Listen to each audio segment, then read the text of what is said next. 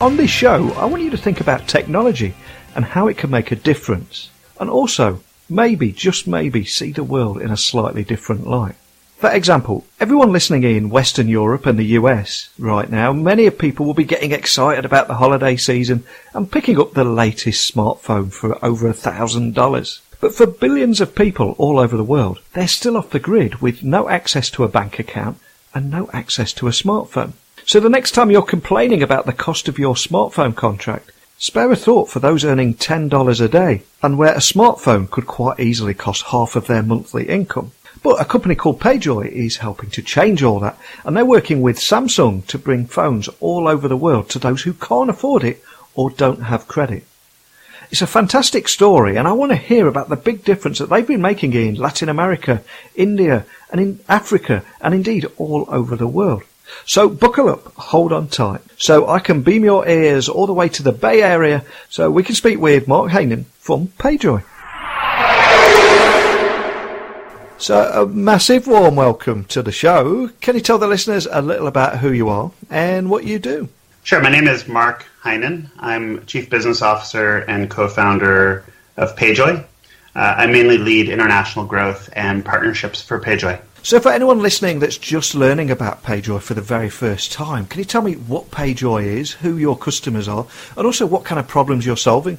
Sure. PayJoy is really solving two fundamental problems. One problem we're solving is an affordability problem when it comes to smartphones. The average selling price of a smartphone has been going up, and it's getting to the point where a lot of people in emerging markets simply will not be able to afford the smartphones that are being marketed to them. The second problem we're solving is a credit problem. The reason why people in emerging markets can't afford these smartphones is because they don't qualify for monthly payment plans, the same monthly payment plans that you or I or most people in Western Europe and the developed world have a lot of experience with and take for granted, frankly, when it comes to buying smartphones. And so we really want to enable those monthly payment plans for the next billion, for the next wave of people in emerging markets who definitely want a smartphone. They're quite aware of the fact that smartphones exist. They may even have bought the $100 smartphone that's been marketed to them, and most people in that world are not happy with it. I've spent a lot of time working on emerging market smartphones, and we know very well that people are generally eager to upgrade their phone. And so we really allow those people to purchase a modern smartphone using monthly payment plans by approving the vast majority of people for monthly payment plans and using our proprietary locking technology to collateralize the phone and using unique proprietary underwriting tools to underwrite people who don't have the typical credit scores that folks are used to. And so between that mobile underwriting and the lock, we feel we can enable folks worldwide to get on monthly payment plans.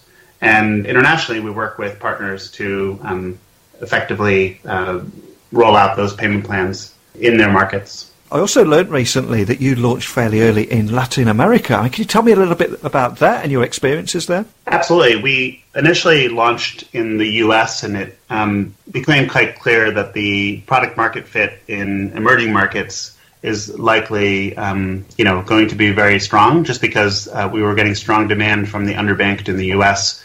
And so very early on in our history, actually before we even raised our Series A financing, we actually expanded into Mexico and started working with Telcel distributors in Mexico, providing monthly payment plans in those Telcel distributors.